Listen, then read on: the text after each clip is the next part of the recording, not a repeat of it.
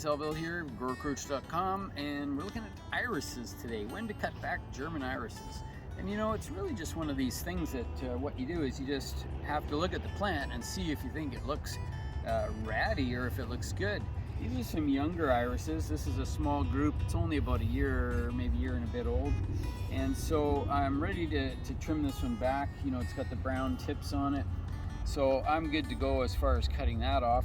And so I'll just get at it here and cut this thing back. And I'll show you what I do. And I definitely have to protect the rhizomes. I don't want to cut too low on it because I'll end up potentially causing some damage to it if I get too close to the base. So what I do is, these are still fairly healthy shoots. I just want to tidy it up and say, okay, I'm done for the winter, and let it go. So right now we're in about mid-October or so, and yeah, it's time to start cleaning up the perennials in the garden. And so irises, this is sort of how you do it. And what I can do is just give you a quick rundown. Again, I'm going to try to cut some of these off, and I'm going to leave some leaves on them. This particular one is quite nice and healthy. You can see it, there's nothing wrong with it. But I just like to trim them all off. So what I do is I sort of trim them with a little bit of a fan shape in mind.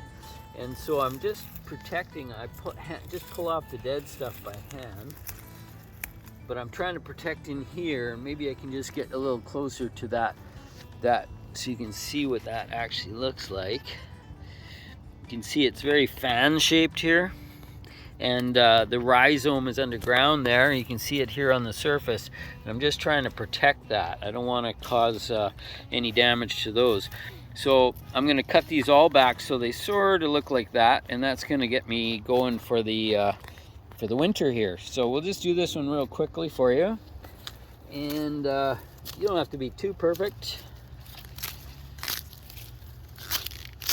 But I always leave about 3 to 4 inches of leafage on there, and that typically gives you a pretty nice finished product. Now we have some organic mulch here.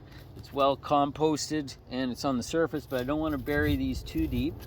They like to breathe a bit in the winter time, so I need to leave that a little bit exposed so it's not buried too much in mulch. Oh, and look at this. Here's a nice little treat. Does anybody know what that is? It's a praying mantis egg mass. So it must have been on one of those leaves.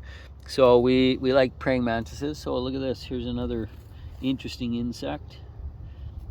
That's always good. It's good to see insects around. That just means life is good.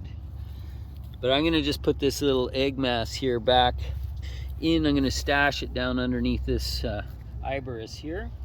And then that's going to be about it for today. I'll cut back these other ones so you can see what they look like. So that's it for today on irises. Thanks again for tuning in to growercoach.com.